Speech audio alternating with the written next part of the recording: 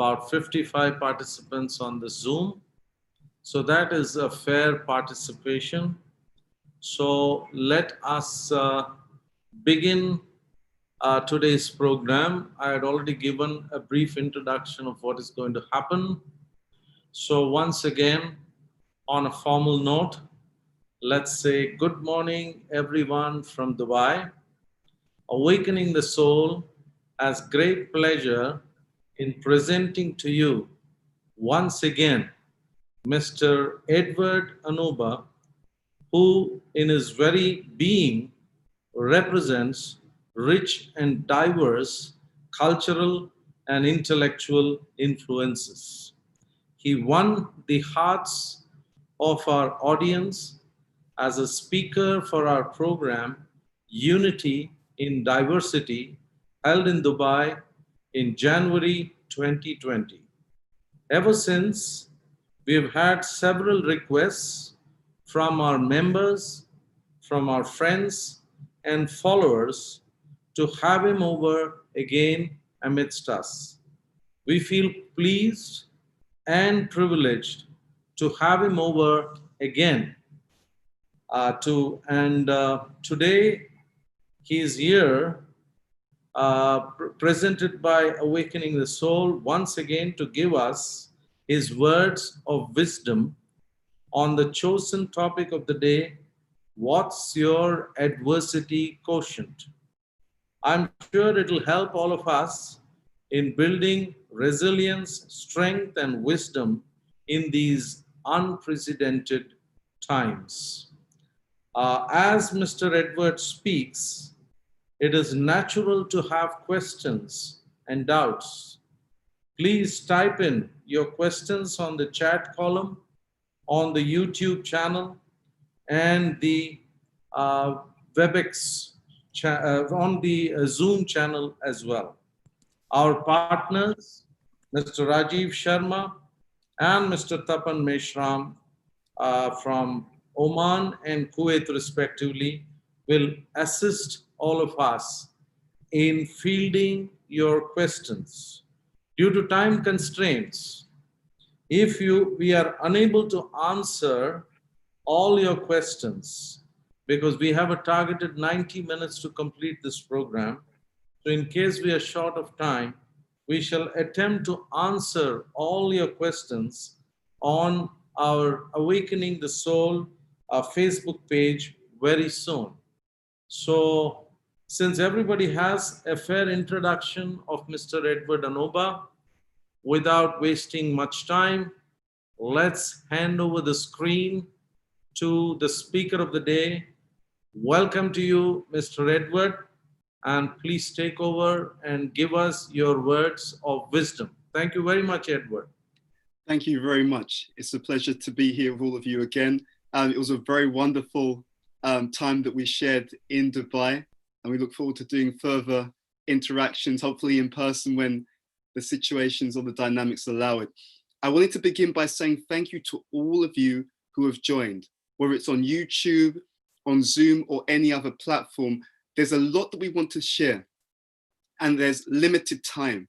So as we go through this session today, I really want you to look away what is going to be most relevant for you. You may want to grab a pen or paper, whatever works for you, maybe make some notes on your phone, but whatever will be of most value. And the reason for this is because this topic is absolutely essential to our lives. We're speaking today about what we call adversity quotient. And I want to put this in context and really dive into what you can gain from our time together. This for me is one of the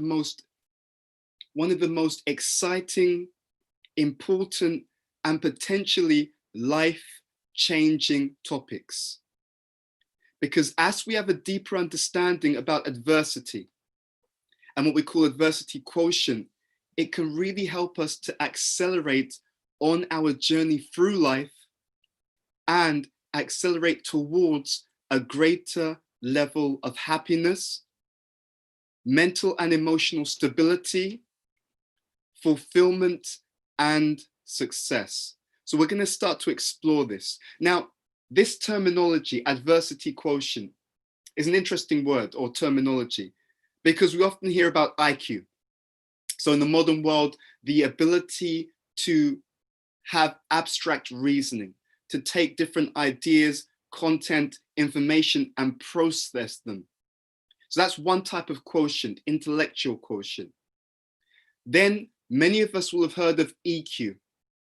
So emotional intelligence, the ability to understand ourselves and other people and relate effectively. But many of us have really not tapped into or understood the power, and I would say the absolute necessity for AQ. So AQ, as you can see on the screen, is defined as adversity quotient. And we have a definition of adversity. So we know that the dictionary definition, adversity, a challenge, a difficult or unpleasant situation. I want to pause right here. When we look at this definition, we can understand that one of the things which are universal in human experience, one of the things that bring us all together, different generations, different genders, different ethnicities, different nationalities, one of the things that bring us all together, especially in what we call this particular period in human history, is that we all experience challenge. We all experience difficult situations from time to time. And from time to time, we may get something that we do not agree with or like, so therefore the unpleasant context from time to time is experienced by all of us. Now, this is really significant. Let's zoom out for a second.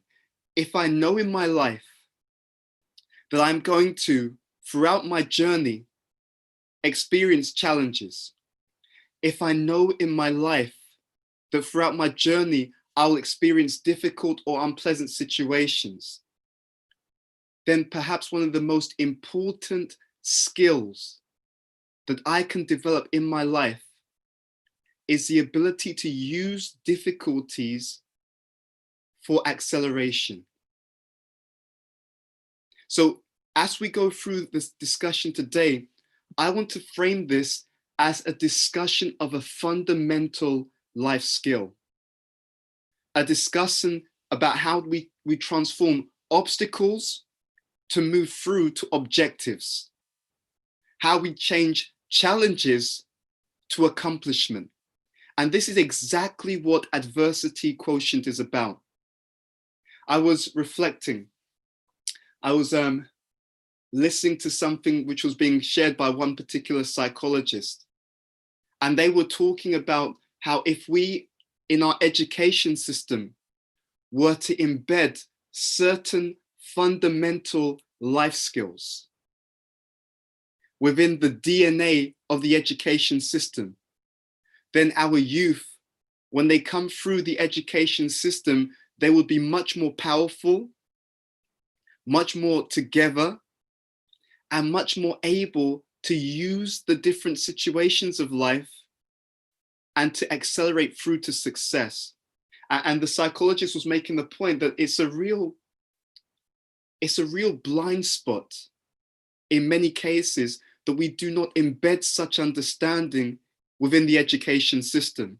It's a real challenge that we don't take theory and move it through or embed it into practice, but we do not want to make this mistake on this call. So what I would like you all to do is to make the resolve as we go through this session for the next 15 minutes or so, to really tune in to what is going to be most relevant, most practical, and most impactful for you. Because this seminar is like visiting a good restaurant. When you visit a good restaurant, there are so many wonderful things on the menu. I was reflecting when I went to Dubai that there was this wonderful Govinda's restaurant, and it was probably one of the best Govinda's restaurants I'd seen in my entire life. And one of the things that struck me when I first went to Dubai and first visited the restaurant, there were so many things on the menu. You were literally spoilt for choice. So many things were on the menu. But then you dive deeper and you see, okay, of all these things on the menu, what is the most attractive, delicious, relevant item for me? And so I would like to whet your appetite. I would like you to think about this and really lock this down. We are not in the business of theory. In fact, we're not even in the business of practice. All of us in our lives, we are really in the business of transformation. So it's 3 stages. For transformation, and we talk about this in our Eastern tradition, which is where we're drawing some of these powerful insights. We talk about the context, or in Sanskrit, we say the sambandha. We then talk about the activity, or we say in very ancient language, abhideya, but we do the activity to achieve an outcome. We say this is a prayojana. So the context is there, the context of our lives. Then we have the practices or the activity, but we're doing the activity in order to affect change. Personal and professional, global improvement in terms of change. So this is what we're talking about when we speak about the adversity quotient. And the reason why we're speaking about this, and actually the reason why I was so grateful when the Awakening the Soul team reached out to me to have a discussion on how we could do this, is because we see that we are experiencing a time of unprecedented uncertainty. And for me, that was very interesting because, again, using the analogy of the meal, the metaphor of the meal, the time in our lives where we are most able and most ready to digest and to transform is when we have a hunger. In an ancient system of health, Ayurveda, which many of you will be familiar with, they talk about how it's important to eat when you are hungry. Because if you have an appetite and then food is brought before you, then the appetite plus the correct meal will lead to maximum assimilation. So in other words, when there is a need and that need is presented with proper knowledge and understanding, that heightens the opportunities and the likelihood that we will transform. We often see in modern society, many things are shared with people, but they don't feel the need for that knowledge at that time. But we know that right now there is unprecedented change. And this question mark, many people are experiencing this question mark at the back of their minds and many times in the forefront of our minds. What does the future hold? We're seeing global figures right now about recession. I was just looking recently on the BBC website, and they were talking about the hundreds of thousands of jobs which are folding. And in the UK right now, we have what is called a furlough scheme. So the government are literally paying a certain percentage of people's salaries to keep the employers from actually making those staff members unemployed. But that scheme will end in October. And there are already predictions as to how many jobs will be lost when that scheme stops. We're also seeing record numbers of people throughout the world who are signing up for unemployment benefits, for government benefits, because of the situation that they're in. And we're seeing record contractions in terms of the global economy and national economies around the world. So many of us, or literally the entire world, has been shaken by so many changes that we were not expecting. And as you can see on this screen, the central word there is uncertainty. And we know that uncertainty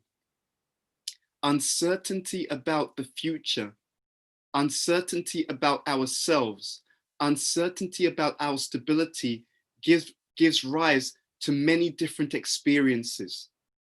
It gives rise to many different emotions.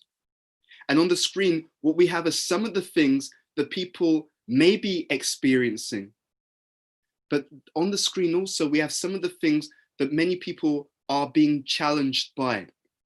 There was an interesting study which suggested that during the lockdown, during the pandemic, there will be a record rise in relationship breakdowns.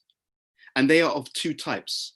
One, people where they're actually deciding to formally divorce, but also situations where they're not formally divorcing, but actually the strain on the relationship is such that they are literally in the same space, but psychologically and emotionally separated. It's interesting. They were arguing that some of the research was suggesting that when people who may not have a strong relationship dynamic are forced to spend all their time together in the house, in the same house, it can really cause a strain on the relationship, because normally they would have their time away. They would have their time away from their partner, and that time away would be like a safety valve to release some of the pressure, so that when they come back, they have literally created more capacity to then deal with the other individual. But when you are now together in an enclosed space for prolonged periods of time, then the real quality or lack of quality within the relationship becomes very, very apparent. So we really need to, in our modern society and in our personal lives, there is a real need to understand how to transform, how to transfer, how to reperceive or rearrange challenge, so it becomes literally a stepping stone to a successful life and a stepping stone to a much greater future and a much greater fulfillment. So we're talking about how we can use adversity. We're talking about how we can transform, but we're not talking about it in just the standard way. And what do I mean by we're not talking about it in just the standard way? You see, in this image, there are two different factors. When people often talk about resilience and adversity, they usually talk about the factors above the surface. So you can see in this image, what we're bringing out is that many of the factors around how we deal with adversity, how it is spoken about in the modern world, they deal with things on the surface, but we're going to take it from the top down. We're going to take it from the top down, because this is the real value add that comes when we start to marry, and the point was made in the introduction, when we start to marry the modern understanding and bring it through in line with a deeper level of insight. For the past 25 years or so, one of the things that has really profoundly shaped my life and has profoundly enriched my life was the ability to dive into a very powerful Eastern wisdom tradition. We call this the Bhakti Yoga wisdom tradition. And it has had repercussions upon my own life that I could only call life-changing.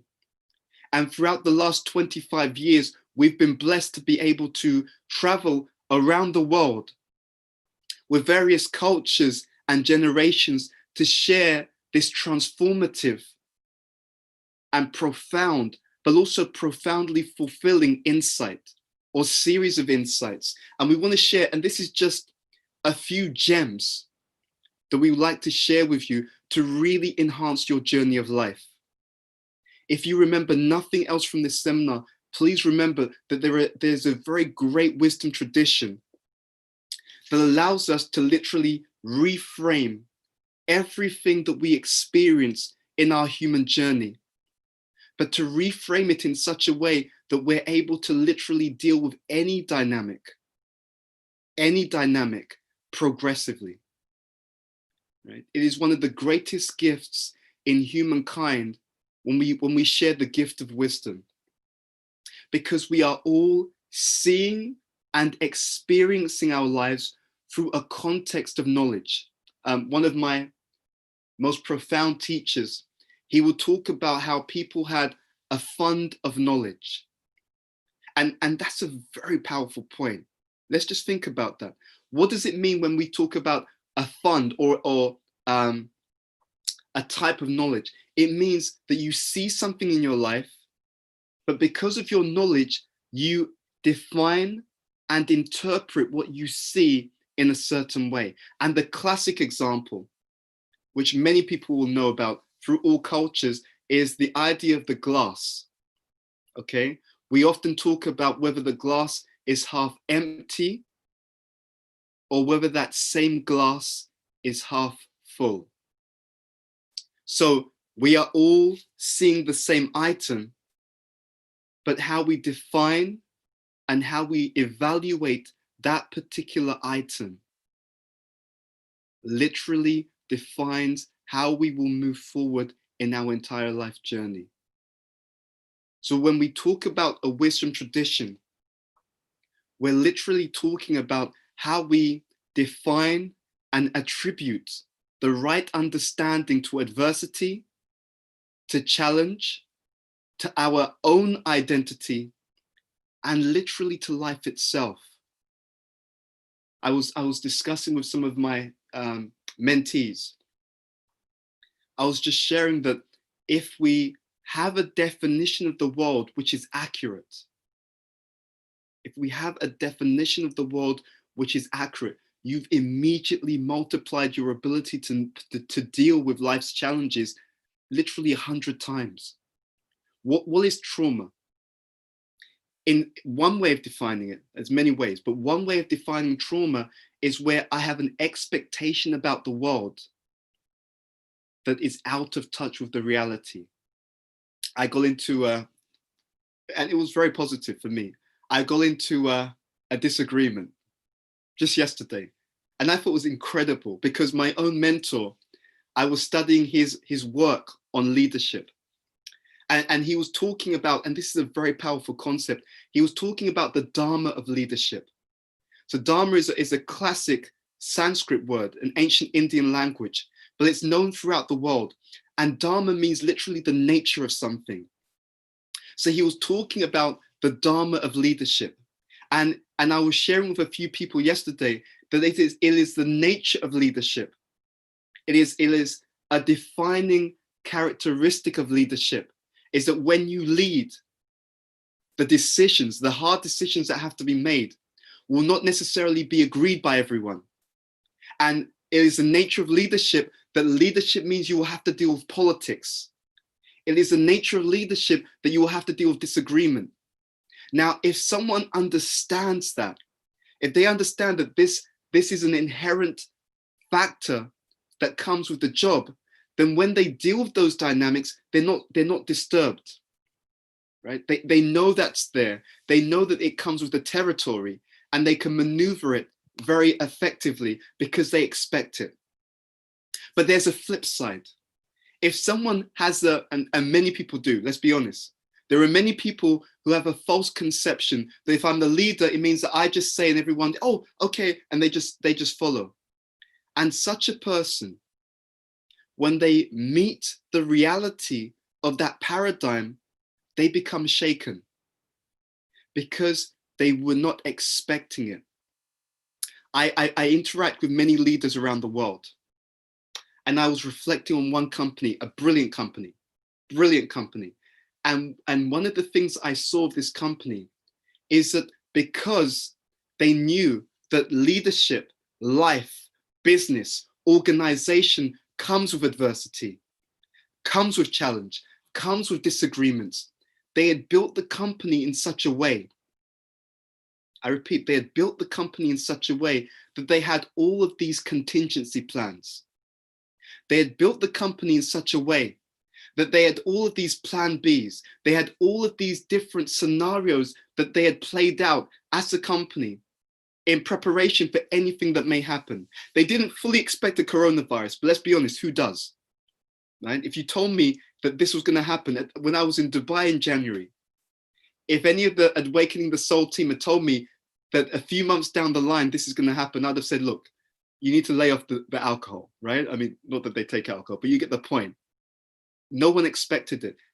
At the same time, because this company, this organization had an awareness of contingency planning, an awareness that adversity can come in different ways, then when the coronavirus came, they were able to move and adapt in ways which were, I'll be honest, frankly, incredible.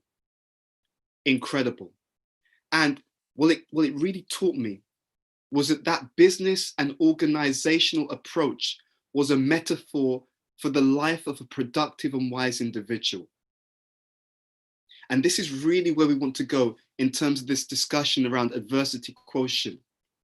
What we want to build within all of you is contingency and capacity and a taste for transforming adversity into accomplishment. So how we do this is done by, first of all, sharing with you one of the most powerful and paradigm changing things that I've been meditating on in the past few months. And that is this understanding. This is an underlying and fundamental concept I would like all of you to really take away, imbibe, and to really think about.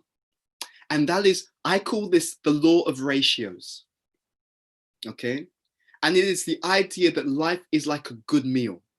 So I know in Dubai, it's getting close to, it's just around like midday, so meal time. So bear with me. Don't let me trigger too much of that appetite. Stay on the line. But I don't know what the time is in other locations where people are tuning in. But this was an incredible learning for me. I call this the law of ratios. Now, to really frame this concept, which will be a foundation for everything around adversity and resilience, I want you to imagine that you go into, as again, a restaurant. You're there with your friends. You're sat down to enjoy the meal. Now, you and your friends, they've ordered the same item on the menu, okay? So the waiter comes and he or she places the meal before you, okay? You're all sitting down, you've all ordered the same thing, you're hungry, everyone's about to start to eat. Now, most of the people who are eating, everyone's got the same thing. They love the meal, they're remarking how delicious the meal is, except you. And at first you think, what's wrong? Because you can see that what you've ordered, what they've ordered is exactly the same meal. So you're sitting down, you're all enjoying the meal except yourself.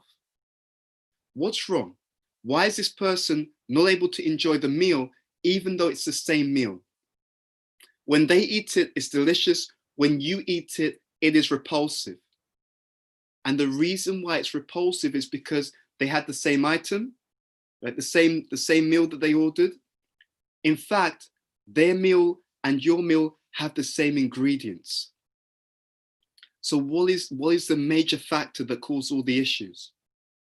The major factor that causes all the issues, ladies and gentlemen, is that in your meal, the same meal that everyone else is having, the same ingredients, but the issue is the ingredients in your meal are out of balance.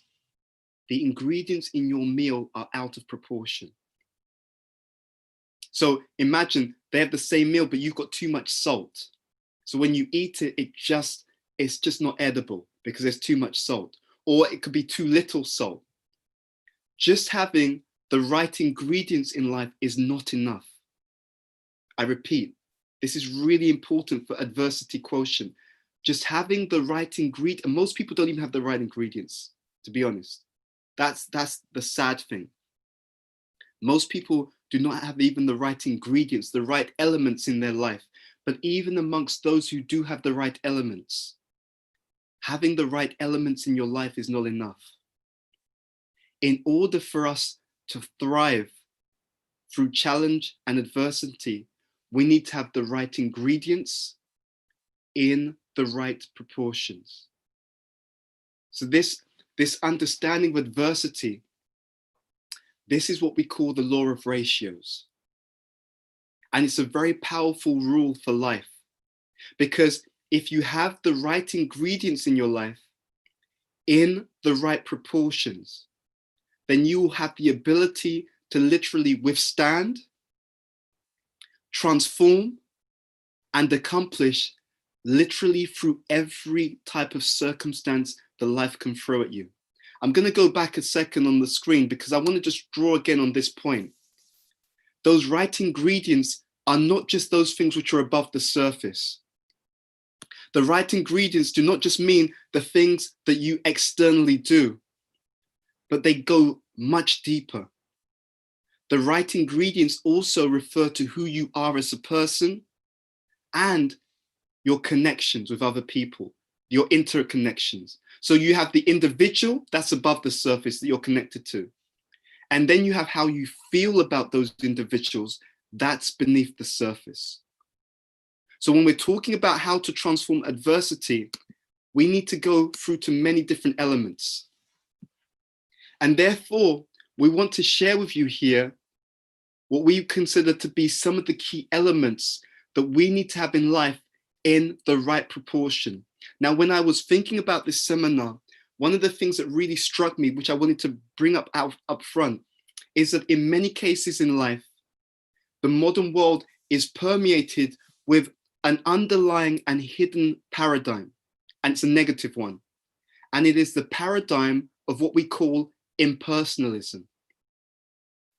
Impersonalism, it permeates throughout so many areas of life. For example, let's say that we're in a forum and people want to discuss something.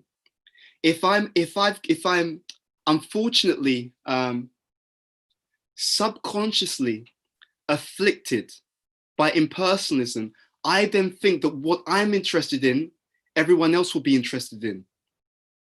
If I don't deepen my understanding of life, and if I don't deepen my understanding of myself as a person, and if I don't deepen my understanding of everyone else, then one of the most powerful negative things that happen for most of our lives is this impersonalism. And one of my greatest teachers, he put it very nicely. He had this very wonderful sutra, which means like a small wisdom saying. He would often say, Atmavan manyate jagat.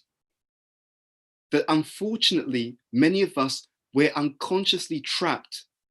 We're trapped in the way of seeing the world by seeing everything from our own self-centered point of view. And that has major ramifications. When you go out to look at many of the research on dealing with adversity, dealing with resilience, what you will see often, and when you look at many of the self-help videos, very, very interesting, and I studied this, you will see that the speaker, when they're giving their formula for success or for overcoming adversity, without meaning to, what they're actually sharing with the audience is the thing that works for their personality type, the thing that works for their lifestyle, and the thing that works for their particular goals, right? So you'll see, and you can look this up, you'll see sometimes many of the self-help gurus, they'll talk about things like, you know, work all the hours God sends, like I'm going to work harder than everyone else. There's a very interesting system in Ayurveda, which deals with personality types in terms of body. And I started to do some research on this point, even within the organizations that I interact with. And because I deal with managers all the time, one of the most incredible things that I saw is that most, if not many, most of the managers, and I saw this across different organizations, they have what we call a pitta body type. The pitta body type has a greater threshold for pressure and stress. So it was amazing. Many of the books on leadership and so on, they'll just talk generically, but actually different body types have different personality types also have different abilities to handle pressure, to handle stress, etc. Now, that's a starting point. Anyone can improve the capacity. but the starting point for different people is different. And because most of these self-help gurus, they don't know these things, they tend to project what works for them, but what works for them will not necessarily work for other people. In other words, it's so easy, without meaning to be unconsciously impersonal. And we want to destroy that paradigm. What I want you to do as we go through some of these ideas and discussions, and I said this at the beginning, I want you to make it personal. There'll be many ideas around how we can be more resilient to navigate adversity, but this is not a one size fits all. And actually, and I'm going to do some stuff on this in the future, if you understand more about yourself as a person, then it gives you a lens on literally everything in life. So you can start to select of all of these different ideas, which of these ideas are most powerful, most significant, and most relevant for me. We need to leave the prison of our unconscious self-centeredness. We need to move beyond seeing the world from our own perspective. And the more that we do that, the world becomes a fantastically different place. Think about this, even in terms of personal relationships, even in terms of partnerships, business partnerships, husband and wife partnerships, parent to children partnerships. Do you have any idea how many families break up because the parents want to project what works for them onto their children, instead of understanding their children as entities in their own right and thinking, what does this child need? Do you have an idea of how many businesses fail? Because the people in the business, they create the products and the services that they want, rather than pulling themselves out of the center and thinking about their audience and thinking, what are the products and services that will be most attractive and necessary for my audience? It can literally be the difference between profit and going bust. It can be the difference between surviving as a business and becoming the next Apple, making literally hundreds and billions of pounds or dollars in profit. So there is a sickness in modern society, and it is the sickness of self-centeredness, which is due to impersonalism. So we're going to take a paradigm in a different way.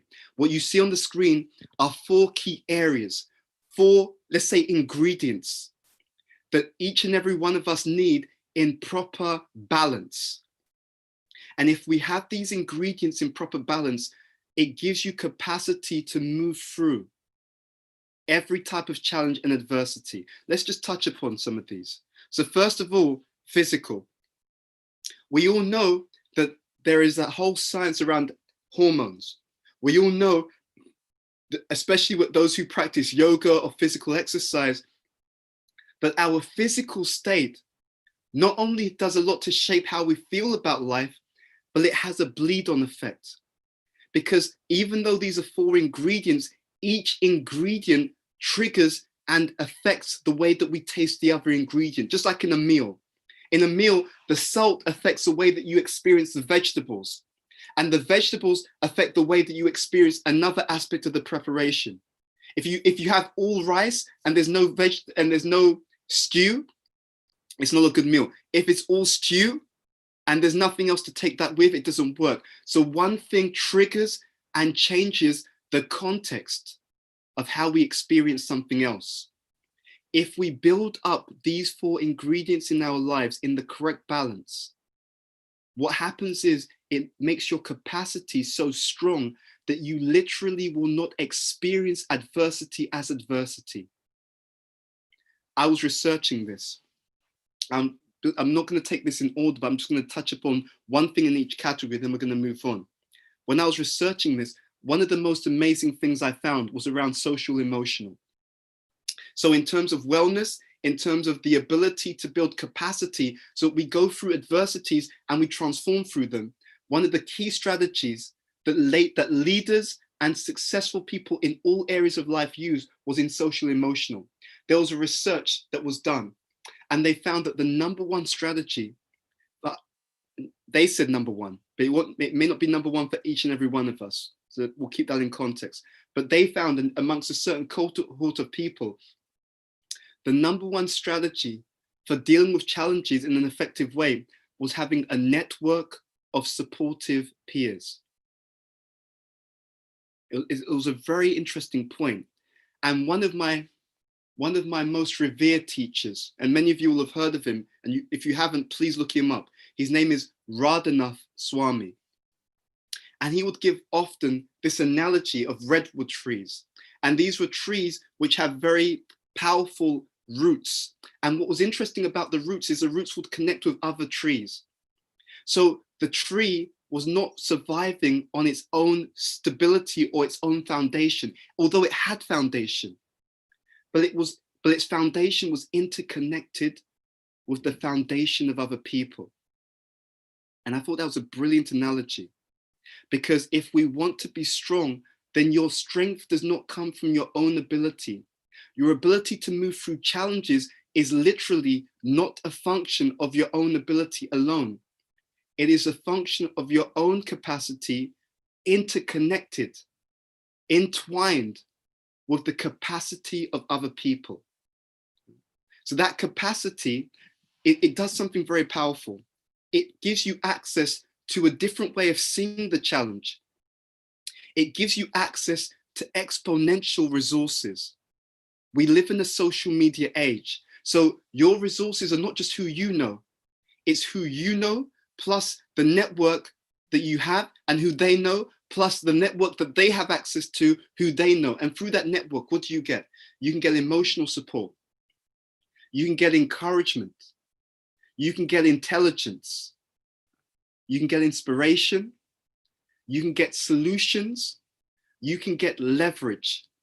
So one of the ways in which we transform adversity into success is being able to see literally whatever we are going through a collective lens of resource and capacity. I'm going to ask you to pause for a moment. I'm going to ask you to rate yourself out of 10. If I was to ask you, what is the current strength of your social and emotional connection to other people in quantity and quality, right? So what is the strength of the network in terms of quality? How good are the relationships that you have with those who are close to you? And when I say close to you, I do not mean how many friends you have on Facebook or any other social media platform. I'm talking about your real relationships. I'd like you to give yourself a rating out of 10. This is not, I really dislike doing seminars which are just speaking and ideas. I want people to transform. And the precursor to transformation is awareness. So please answer this honestly. You're not showing me the answer. We want you to understand where you are in these 4 areas to see where is the opportunity to increase your capacity. So right now, the quality of your relationships, social, emotional. So that is the kinds of people that you know and the quality of the relationship you have with them. Real people, real relationships, not people who follow you on Twitter or Instagram. Give yourself a rating out of 10, okay? And 10 means very strong. I know the right people, they're supportive, I give to them, they give to me, and they're accessible. That's a maximum, okay? Some of us may score below, wherever it is. Give yourself a rating out of 10. The next factor is physical. We said that these things have what we call a bleed-on effect because the physical affects the social-emotional, which affect the mental, which affect the spiritual. So again, physical. What is your current state of health? Okay? What is your regime around diet, around exercise? I'd like you to give yourself a rating out of 10 because you'll be surprised how many relationships could have been saved, how many marriages could have been saved if people also looked after their physical vehicle properly, you see? Because when we look after the physical vehicle properly, according to modern science, we know that it releases endorphins, good exercise, good diet. And these endorphins are natural uppers. They are feel-good hormones. And as we feel good, then we interrelate better. If you feel good about yourself, you're immediately more tolerant in the relationship. You're immediately more appreciative in the relationship. In fact, and this was very interesting for me, one of my foremost mentor, who wrote many books on this topic, B.T. Swami, he talked about how there's a spillover effect. When you feel good, many traditions understand that what we think actually subtly affects the environment. So even if you say nothing, when you are in a room full of people who have positive emotions, positive feelings, their positive emotions and feelings actually also subtly affect the environment. And so even without saying or doing anything, it has a positive and uplifting effect on the atmosphere. These are very subtle things, but in the Eastern Bhakti Yoga tradition, these things are understood. These are the things which go on beneath the surface. Now, moving on, the mental. Mental is very interesting because one of the most powerful gurus in modern self-help, his name was Stephen Covey. And he often wrote about this idea of sharpening the saw. Mental, intellectual has a lot to do with the ability to constantly learn. I was communicating yesterday with a wonderful, and this lady, she has so much potential. One lady in South Africa, and I was kind of, sharing a few ideas, trying to guide in some way because she just asked for some feedback on certain things. And I was communicating to her, and I meant it. I could see in this person incredible potential. And I explained to her why. And I said to her honestly, because I'd given her some advice, and she didn't know this, but I was just watching to see what did she do with the advice. And even though she's got a very straightforward nature, I gave her some advice, and I was saying that yes, being straightforward is absolutely essential and it's good for your role. But I also explained to her that there's a traditional system in ancient Eastern tradition called the Gurukul. And in that ancient system of education, it would be person-centered education. The teachers would assess and understand what they call the psychophysical nature of each and every student. And the curriculum would be tailored to the specific needs of the character type of that individual. So her type, she's a natural leader. And by default, those people who have that nature, they can be very straightforward, and that's good. But I was explaining to her that when a person with that nature goes to that education system, they're also taught diplomacy. Why? Because in leadership, it's not that every situation requires you to be blunt and direct. There's many that do, but in the traditional system of Vedic education, they were also taught diplomacy because there are some circumstances where in order to achieve meaningful outcomes, one has to be diplomatic. And you can see many leaders in the world, they're not taught properly. When you know the science, when you know the dharma of leadership, you can then see by that science, oh, this person doesn't understand this, because you can see where the gaps are through their behavior, right? So there are many leaders, yeah, I'm just direct, I just tell them straight. And it's like, you don't understand leadership, because it's not just how you are, that's not the point. It's what does the situation require to achieve the best outcomes for everyone concerned. People who are naturally trained, who've got the nature to lead and the knowledge to lead. These two things together, they understand these things. If they've had the fortune of getting that training and that understanding. And then they know how to flex their style, again, because they're not in the center. It's not about what you're comfortable with. It's what does the situation require in order to bring the best outcomes for everyone concerned. In other words, it's not about you. So what happens, I'd explained this to her before, and I saw that she'd understood and she'd imbibed, and I thought, wow, that one thing indicates that this person can succeed. Why? Because she was humble. So when we talk about mental and intellectual, Covey talks about sharpening the saw, but in order to constantly learn and grow, one has to be humble.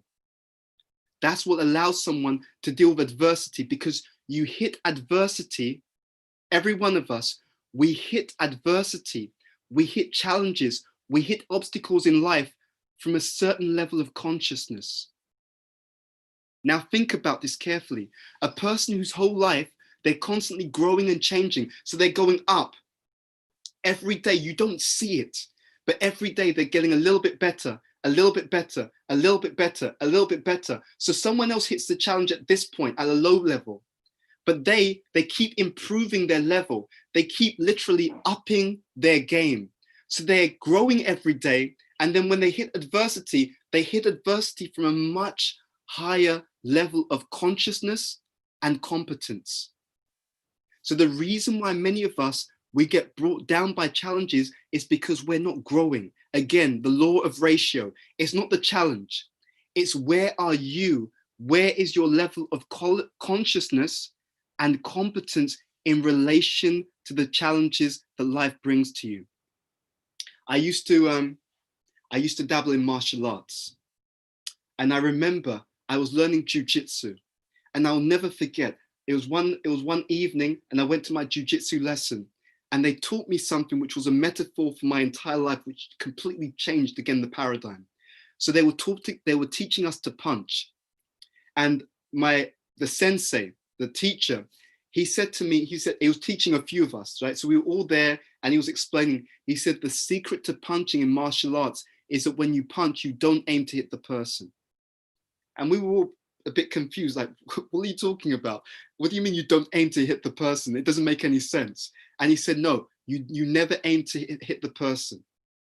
He said, when you're punching in martial arts, a proper martial artist, you have the person you're going to punch.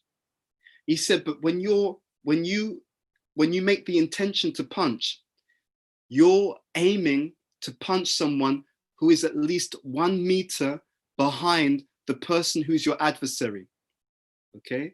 And he explained why. He said, because if you aim 1 meter behind the person who is your adversary, then your fist is accelerating as it hits the adversary. And it's accelerating because it has a goal beyond the adversary.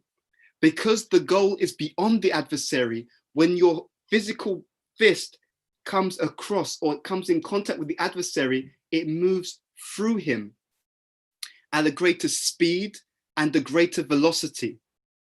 So because of the acceleration, when it hits the target, it is able to literally throw that person a huge distance. And it reminded me of a statement that I'd read, that obstacles are the things that we see or that we become preoccupied by when we lose sight of our meaningful goals. So I really want to encourage you, don't wait. Don't wait for the challenges in life. Every single day, we should have a program of improvement. And part of that is the mental intellectual. I should be learning new things, learning more to become more competent, but also the highest type of preparedness is spiritual. We make no apology for bringing out the spiritual dimension. If you really want to succeed in life, it's not just the things above the surface. One has to start to go beneath the surface. You see, your strength is invisible. It is not just through the network, but it's also through the internal connection you have with yourself, the level of consciousness you have, the level of wisdom that you have. And also in relation to spiritual also means purpose. So this meaningful goal, this ability to understand who you are, what life is, and what we are meant to be doing in this life. All of these things play into the spiritual. They allow you to be resolute because you see things from a greater perspective. I remember visiting in New York, the Empire State Building. And what was interesting, I went up to one of the higher floors, and you could see below, you could see the the cars, but you could see them from a distance. So when I came into the building, the traffic was there, the taxis, and all the noise was there. But as I went up the building, I experienced the same taxis, the same cars, but from a higher perspective. There's a tremendous need in life to raise consciousness. Through meditation, especially through the process of bhakti yoga and systems like that, if you're able to raise consciousness, and that is also done through connecting with books of spiritual knowledge. One of my favorite books of spiritual knowledge are books like the Bhagavad Gita. And when I was reflecting on the Bhagavad Gita recently, it made an incredible point, which I also read in my own mentor's book on leadership. So he was saying the same point that I'd read in the Bhagavad Gita, that the happiness and distress, they come and go. Just like you have summer, then you have spring, you have autumn, you have winter, they come and go. If you know that, then sometimes things come up, okay, it will pass. Sometimes things go down, okay, it will pass. If you have that knowledge, and if you reflect on that knowledge, and that knowledge becomes part of you, then an amazing thing has happened. And I see this in my own life. You start to become more equipoised and more detached from the ups and downs of life. You will see that many people who become overly anxious, overly nervous, and therefore crippled when dealing with adversity are the people who become too elated when things seem to go well. And therefore, you can guarantee the opposite side of the spectrum will also come through. The same people who become overly elated by good external circumstances are the same people who are cursed to become overly disturbed by the inevitable downturns that life inevitably brings. So there's a very powerful point made in the Bhagavad Gita about equipoise. And that has a lot to do with raising our level of consciousness. And especially through spiritual practices like meditation, mantra meditation, you will find an incredible direct experience that you can deal with the world more effectively, just like you can deal with your friends' challenges more effectively. Why? Because you have psychological distance. When your friends come to you, they have an issue in their marriage, in their relationship, in their business, in their organization, you can look at it from a distance. You can look at it objectively because you're in a more higher state of consciousness in relation to that. It's not your business. So you can just see it for what it is and suggest a strategy. Strategic thinking is dependent upon the ability to look at things from a healthy, honest, and psychological distance, because then you can see the reality for what it is, and therefore you can navigate effectively. Let's move on to one other thing.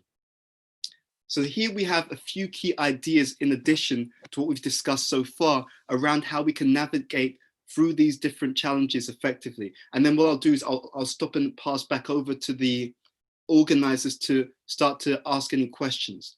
So a few key ideas. If you're not doing these things, I really encourage you to do these things that will make a transformative difference. We touched upon number 5 already, togetherness. I have to be very honest with you because I'm at a stage in my own life where I just really see myself as really a member of our human global family. So I know that what I share with other people is what I'm going to experience myself. If you have people who are, I call them energy vampires, people who are not adding to the quality of your life, but they're just draining, get rid of them.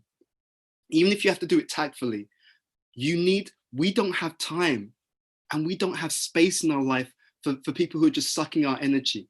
Now, the ones who you can't remove yourselves from, then you have to understand there's something that we're meant to learn from them. But I see often so many people who just spend time and energy with people who are just sucking them dry, who are just like the naysayers, we call them the energy vampires, or I call them the mood hoovers. They just bring the mood down. If you don't love yourself enough to remove yourself from that kind of derogatory, negative, unconstructive association, then we really need to have another conversation about self-value. Now, that does not mean people who are situationally in a difficult circumstance and who are open to being elevated, but people who are fixed on a destructive or negative mindset. If you allow that to drain you, you're doing yourself a disservice and you're doing humanity a disservice. So this togetherness is the togetherness that we spoke about earlier, the quality network, the quantity network, which are meaningful, positive, and productive. Make sure that you bring that out in your life. Second, the next point, aim, we spoke about this, the higher purpose. The higher purpose relates to the higher taste. If you have a higher goal in life, you become like that martial artist. You're accelerating towards a meaningful goal, and the obstacles are simply the things that you deal with en route to the exciting, adventurous, and powerful objectives that you have already defined in your life. One thing on the objectives. The objectives that you define should not be based upon insecurity. Many people define objectives according to whatever will get them a round of applause from their peers because they're insecure, they're looking for validation. No, the way to define objectives is to try to understand what is the highest goal of life.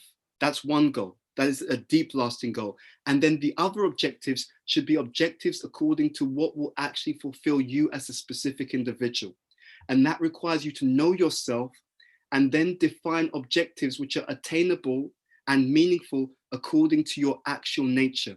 And that can be done through introspection, through speaking to friends and family, because what may be fulfilling for one person may be completely boring or superficial for another.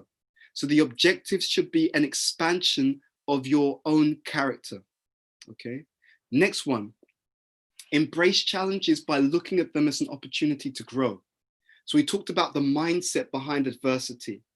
So if life throws lemons, you make lemonade. So that when we talk about embracing things, what that means is a mindset. Whenever we go through a challenge or experience a challenge, we should think, what is life trying to teach me? This is incredible because there is a hidden spiritual secret and a spiritual gift behind every challenge. Most people, they run away from challenges and therefore the challenge runs after them. So it's karmic. If I find in my life, I keep hitting the same challenge, I should embrace it. I should think, okay, why does this pattern keep coming into my life? What is life trying to teach me? I may have some ideas, but speak to friends and family. You should have mentors also. If you have wise mentors, again, that psychological distance, that wisdom distance, they can help us to reframe the challenge and to look beneath the challenge to see literally what is the superior understanding that life is requesting me to learn. And if you embrace the challenge, if you learn from the challenge, then the challenge actually melts away incredibly. Next one is routine. We encourage you to have a good routine. There are studies which have found that people who have a good regular routine, it helps to balance what they call the circadian rhythms. And therefore, it allows you to be more emotionally stable. But it goes beyond this. In the Bhakti Yoga tradition, it explains that if you can, to the extent that you can, you want to have a routine that allows you to rise or wake up early. There are many books and studies on this. And there's even, I think Robin Sharma talks about this. He's a self-help coach. He's got a book called, I think, the 5 a.m. Club. And he talks about how great achievers wake up early. They sleep early, they get enough rest, so don't cut back on sleep, sleep at the right time, but they wake up early. When you wake up early, you literally are moving in a very powerful direction. Think about the hours of the day as different types of metal. So from 2 a.m. till 10 a.m., that's gold. Those hours are golden hours. They are what we call in the Bhakti Yoga tradition, they're the hours of goodness. Then you have 10 a.m. till 6 p.m.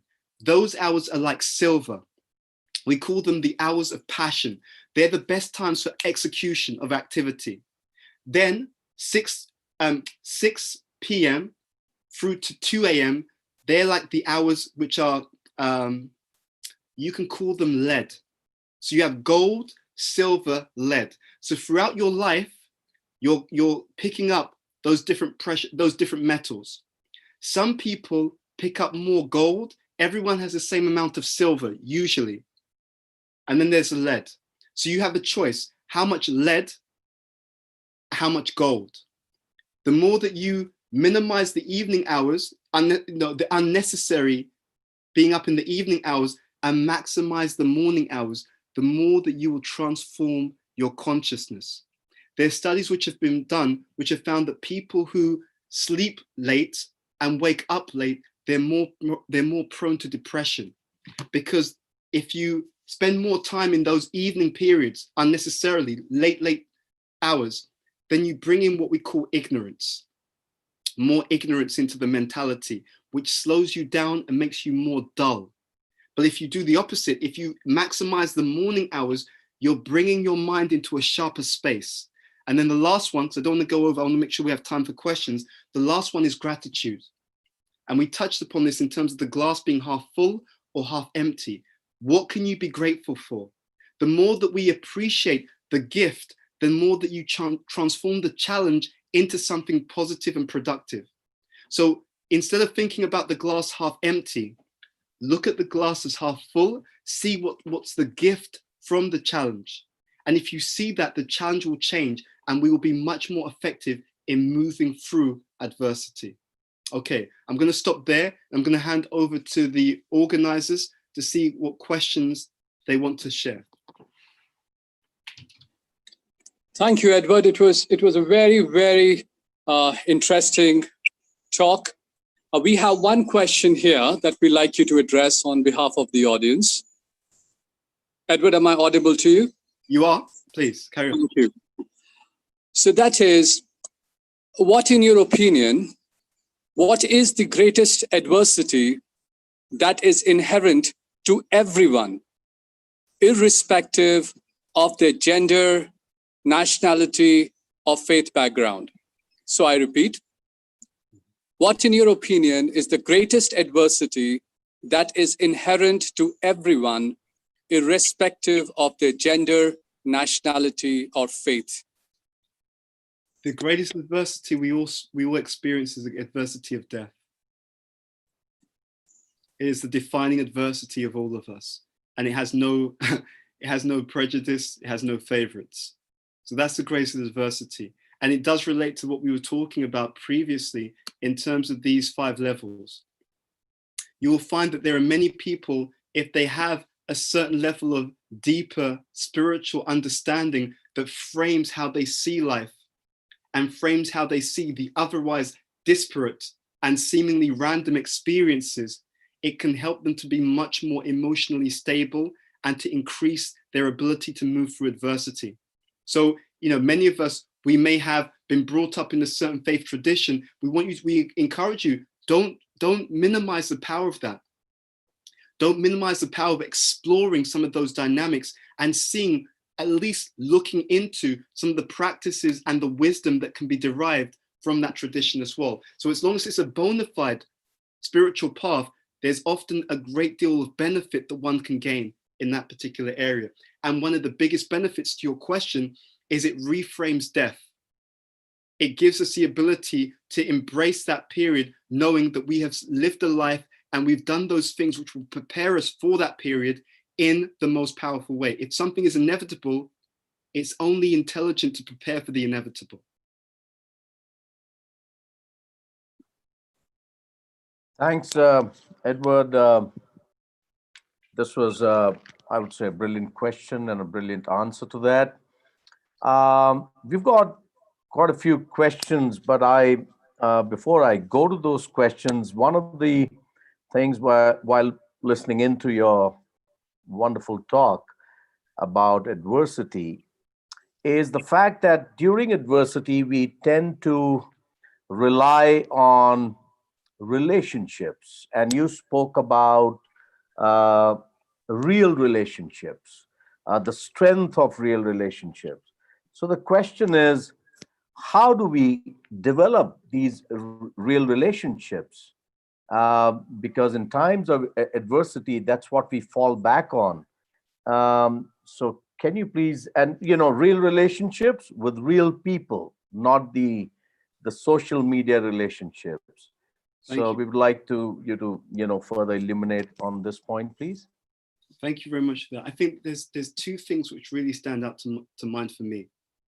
The first one is we need to really cultivate the relationship with ourselves. And if people are interested in this, one of the most powerful books I've ever read, and you could say I'm biased, but it was written by my own mentor, which was looking at relationships from many different deeper perspectives that you won't find normally. It's a book called Spiritual Warrior 2. And I'll put that in the chat window as well if people are interested. And it's written by, the author's name is B.T. Swami. And it's a brilliant book. And one of the things he talks about there is the importance of building that relationship with ourselves.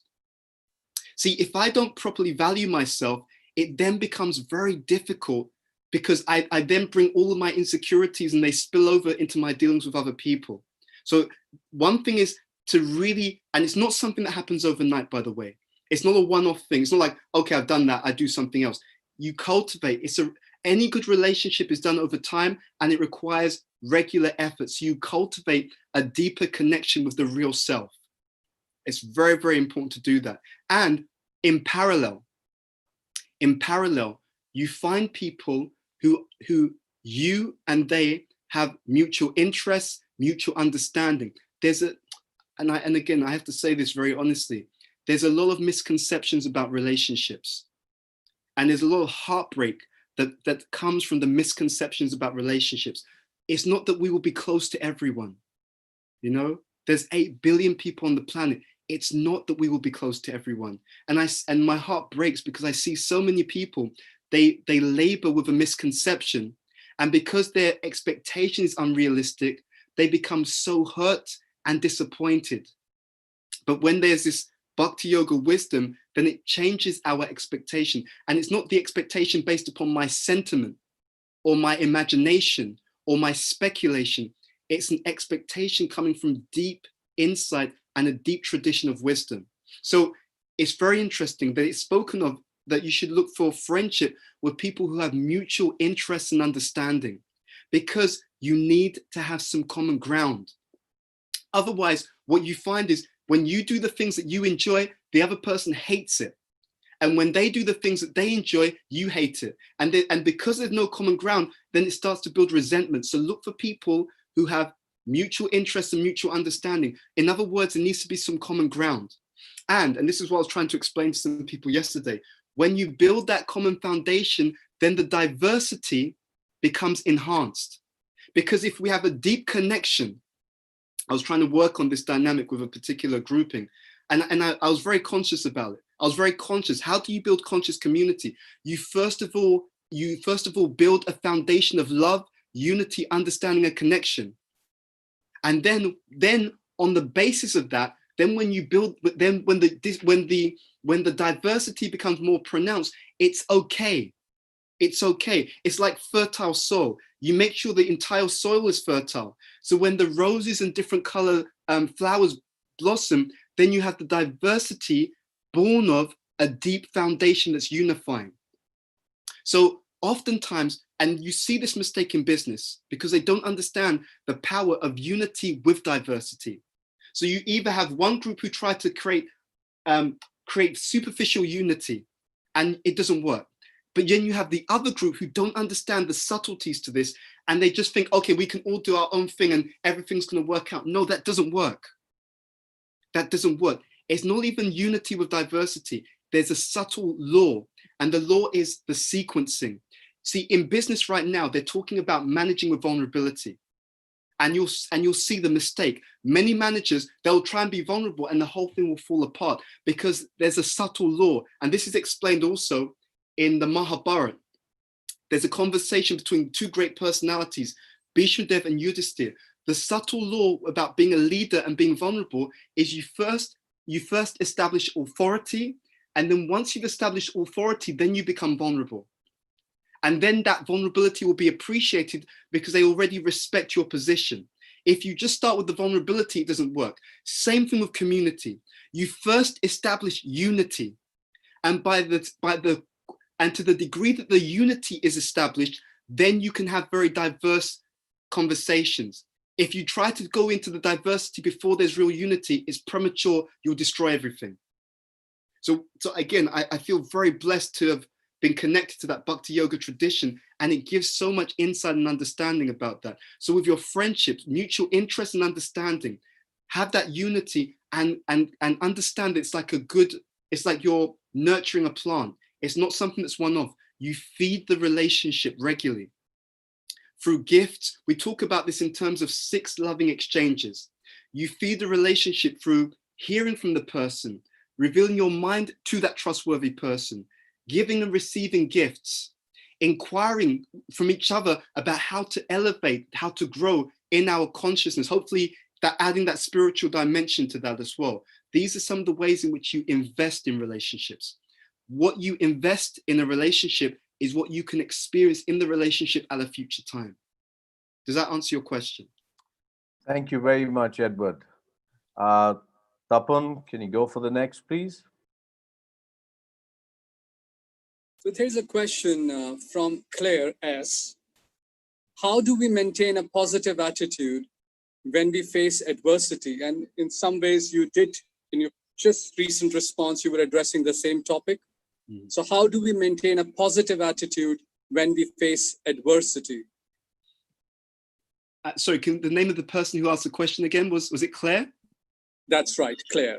Yeah, Claire, thank you very much for such an intelligent question. Claire, in all honesty, because I'm always trying to meditate on these topics and to provide something that is of most value to our audience. If the question comes up of developing positivity when we're in the situation, it means we've done something wrong. Positivity based upon realism, and I do emphasize that, is something that we should have cultivated before the challenge. That's my point number one. If I'm only developing positivity when I'm in that situation, that means it's suboptimal. So the first thing is the precursor, because we should be building adversity quotient, building our capacity to manage pressure and challenges. That should be something that we're building on a day-to-day basis. That's my first point.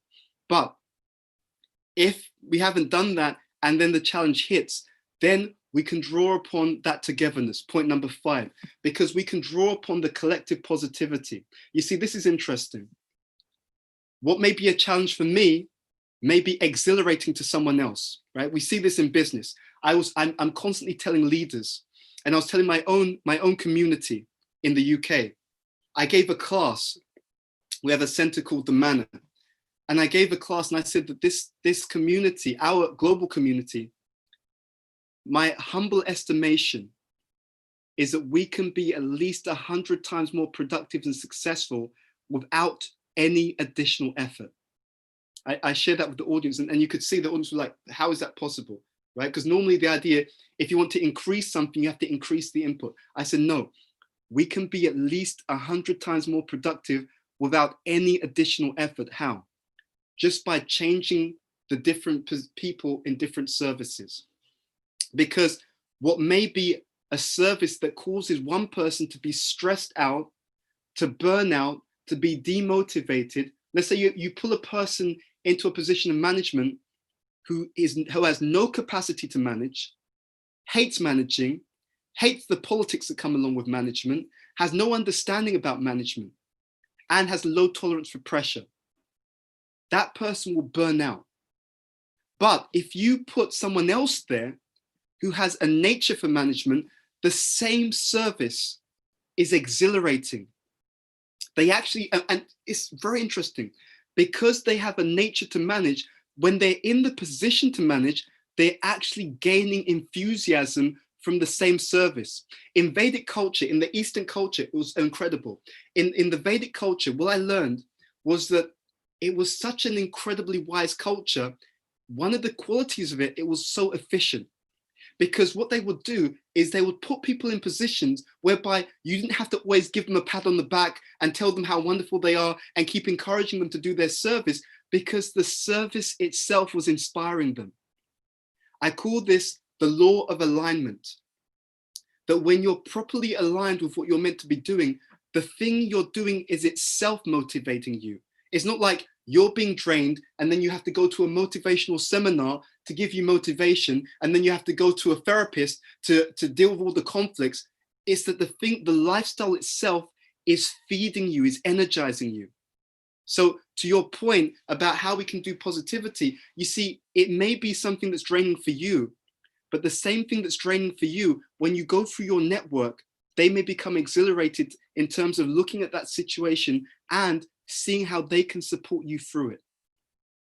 The very thing that's a challenge for one person may be a source of inspiration for another person. So it goes back to togetherness.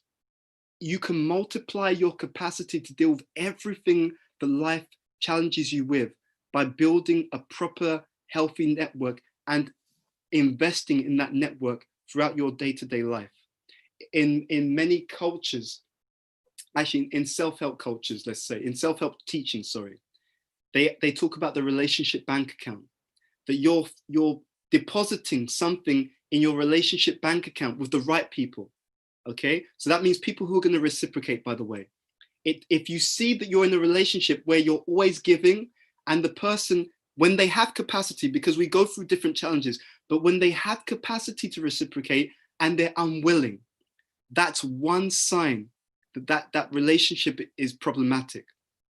There's a great statement in our Bhakti Yoga or wider, let's say Eastern tradition. It says you can understand a friend in adversity, because the people who help you out when they have nothing to gain from you and you're in need, that indicates that it's not about what you have, it's about who you are.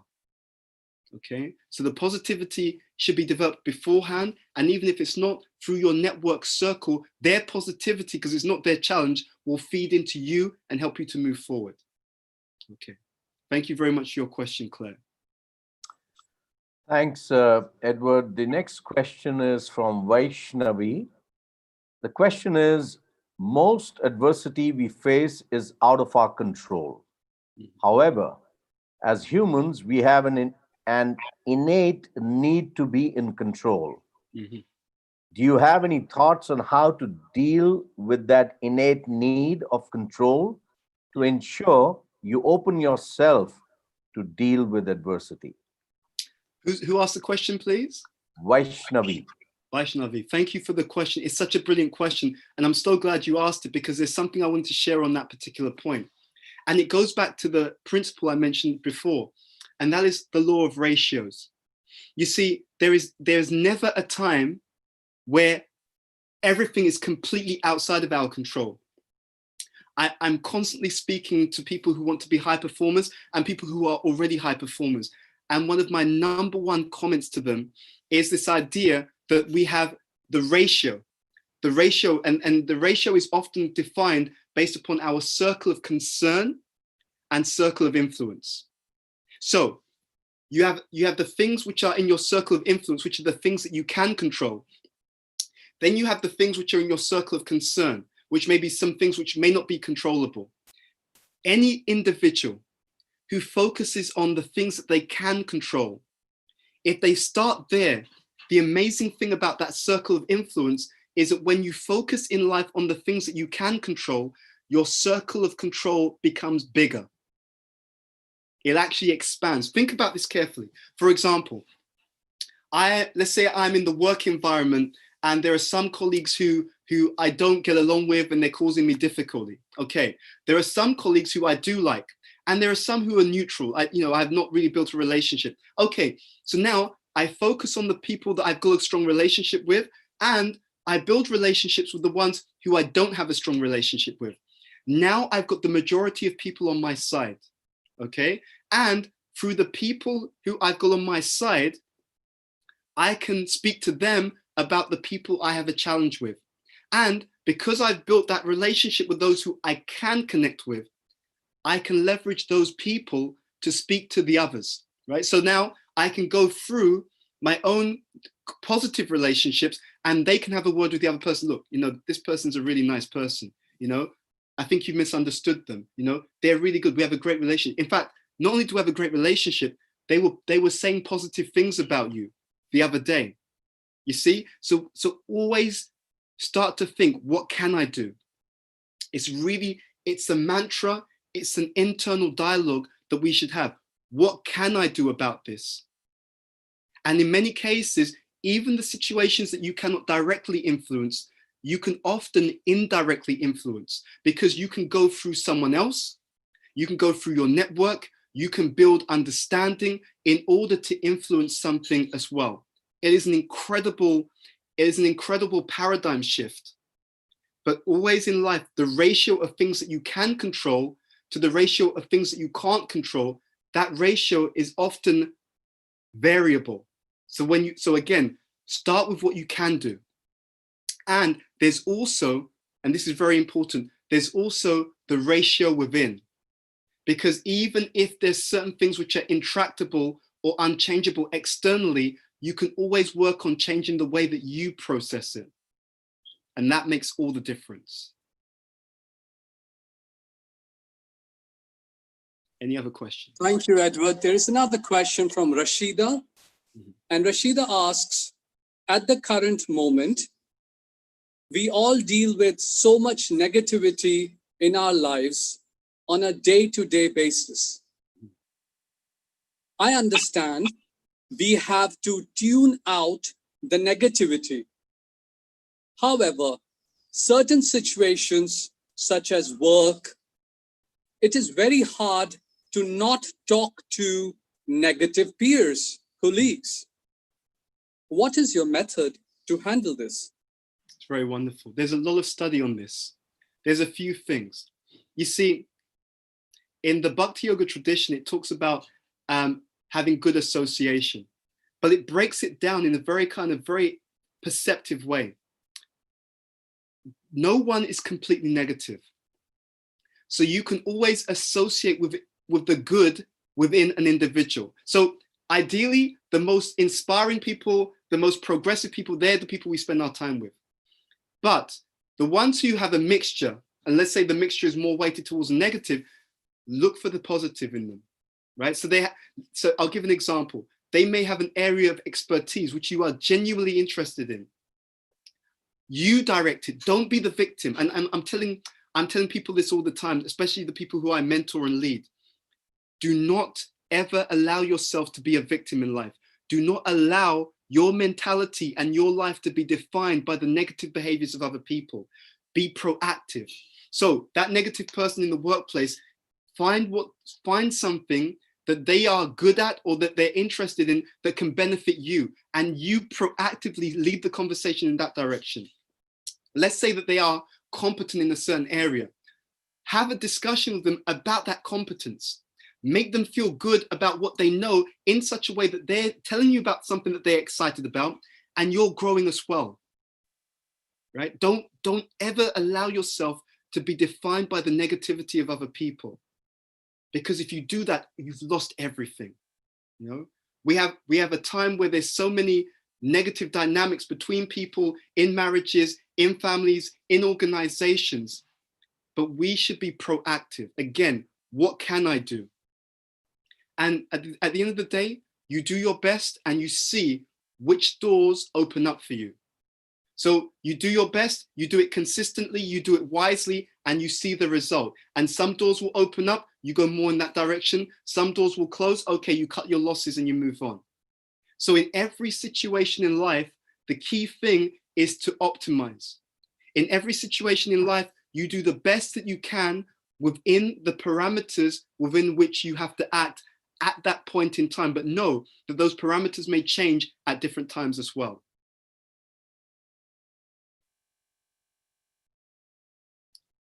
Is that okay? Any other questions? Thanks, Edward. Yeah, there are a few more questions. The next question is from Ahmed Shakib.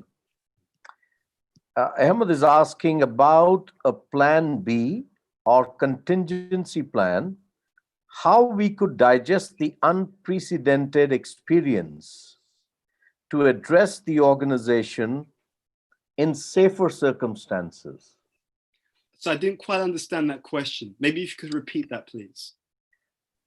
About a plan B, Mm-hmm. or he's talking about a contingency plan, Mm-hmm. how we could digest the unprecedented experience Mm-hmm. to address the organization in safer circumstances. Okay. So yeah, this is a very good one. And again, I'm glad this was asked because this was something I was meditating on. You see, the point I wanted to make here is that when we go, even after a difficult circumstance, or while we're in a difficult circumstance, or before a difficult circumstance, we should use our collective intelligence, our collective network intelligence. I would advise you, and I often do this with friends and other people, get together with people.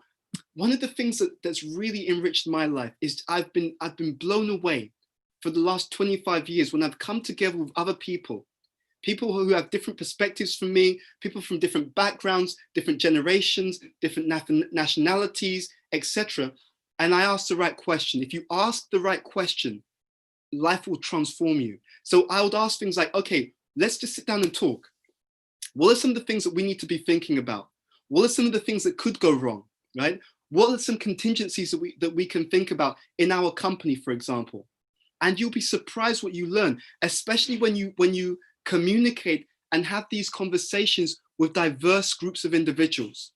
It's amazing, because especially, funnily enough, people who don't like you or people who see things differently from you, because they're most likely to tell you something that you would not have thought about. So people who've got a different personality type, a different way of seeing the world, cognitively diverse. If you ask these questions, what are we meant to learn from this experience? What are some of the things that we can do as contingencies? But you can also take it a step further. You can do the research to see what other companies are doing. You see? You can look at how are other companies handling the adversity? How have different people handled adversity? How have people in my network handled adversity?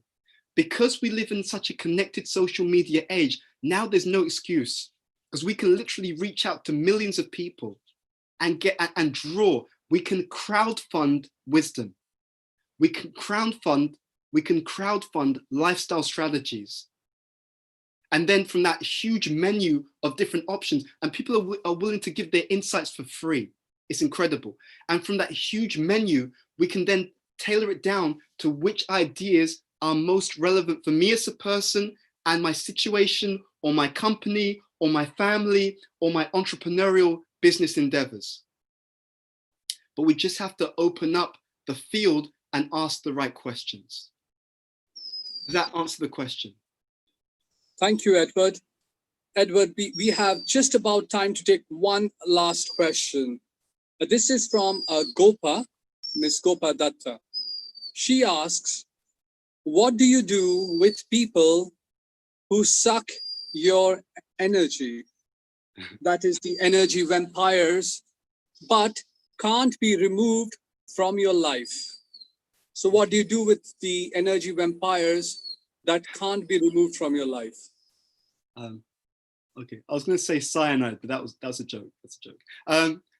So with people like that, actually, it doesn't matter whether they can be removed or not. The first question is why. It really is important to first understand, seek first to understand, because, and this is really important, it is a metaphysical truth that the way that we deal with others is how we're preparing to be dealt with ourselves. So if I just, in a very unnecessarily harsh and uncompassionate way, reject people, then that can happen to me. So first of all, we have to evaluate carefully. So why are they in this space? Because sometimes it's just circumstantial. They're good people. They just happen to go through a bit of a difficult circumstance. And this is what I said earlier, but they're willing and they're open to coming up. They want to elevate themselves. See, there's a very big difference between someone who's negative, stuck in negative, and wants to bring everyone down, as opposed to someone who's negative because of the circumstance and they want to elevate themselves. They want to be in a higher space. So the first question is why?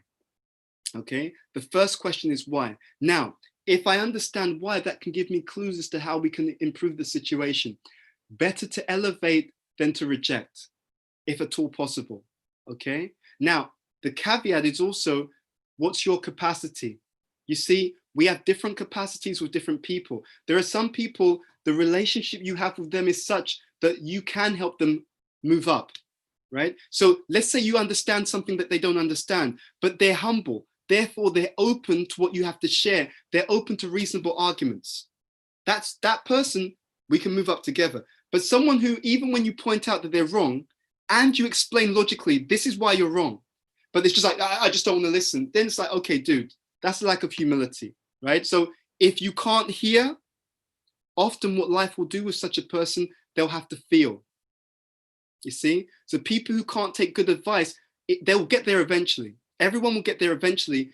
It's just whether they get there through hearing, which interestingly enough, in the Bhakti Yoga tradition, it says people who are more intelligent, they can understand things through hearing.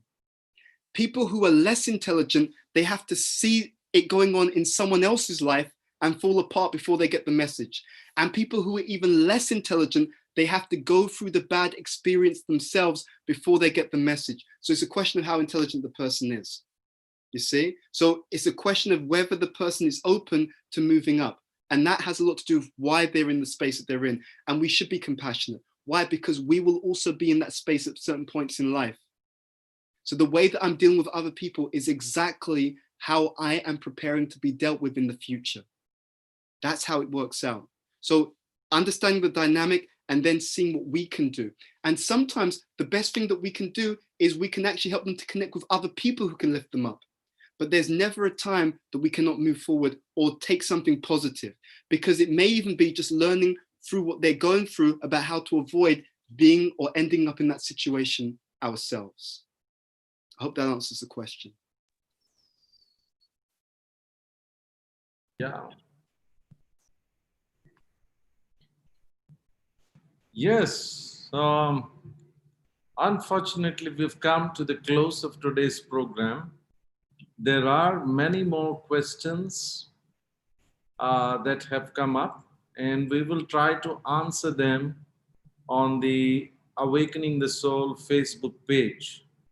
With a deep sense of gratitude, we want to express to you, Edward, for taking time off from your busy professional schedule and coming and addressing us. And for me, the take home for today is developing the real skills in education systems, which doesn't stay at theory level. It doesn't stay even at practice level, but it leads you on to a situation of transformation of hearts. So education is worthwhile and achieves its real purpose when it leads to transformation. Can I just add one quick thing, just very quickly, just because I want to finish, but just a very quick thing, is just to mention again, if people are interested more in this kind of thing, I've left my Instagram handle, but there's also the books by B.T. Swami that you can find on Amazon, and they deal with this in a lot more detail. So please do check them out if you have a moment. Sorry to interrupt. Thank you very much, Edward. For me, that was the take-home point for the day. And that kind of matches with the vision of Awakening the Soul. Awakening the Soul has got a vision to systematically propagate knowledge to society at large, to raise their level of consciousness, to check the imbalances in the values of life, which will eventually achieve unity and peace in the world. That's the lofty vision that Awakening the Soul has. And we request everyone of you to follow our Facebook page and subscribe to our YouTube channel, and write to us if you are connected directly in any business that promotes holistic way of life. And we have other programs that are coming up, which are scheduled for July and for August. And for the month of July, we have a program called Breathe, which is slated for 25th of July, which is called Breathe. And Breathe is giving you simple yoga asanas to build immunity. And the speaker for Breathe on 25th July is Mr. Amar Sant from India. Then moving on from India to Hungary, on the 8th of August, we have a program which is Entrepreneurship to Ecopreneurship. So this will be, the speaker of that would be Mr. Zoltan from Hungary, who manages a self-sustaining farming community in Hungary. And he also is the governor for the place where the farm is located. And moving on to the 22nd of August, well, just to add variety, we have a monk from India, Mr. Chaitanya Charan. So Chaitanya Charan will speak on, again, a topic that is very relevant to the situation, building inner strength amidst outer storm. And so thank you all very much for attending the program. And we expect and hope that all of you will participate in all the upcoming programs of Awakening the Soul. And we are deeply indebted to all of you who participated today. And let's all continue this journey of taking our skills in education to permeate transformation in all of us. Thank you all very much once again. Thank you, Edward. Thank you, Rajiv. And thank you, Tapan Prabhu and Mr. Tapan Meshram. And it's been a wonderful start to a wonderful day on Saturday. And I hope everybody gets back to work fully energized from Monday onwards. Have a restful day tomorrow and have a good week ahead of you. Thank you all very much from Awakening the Soul. Thank you. Thank you.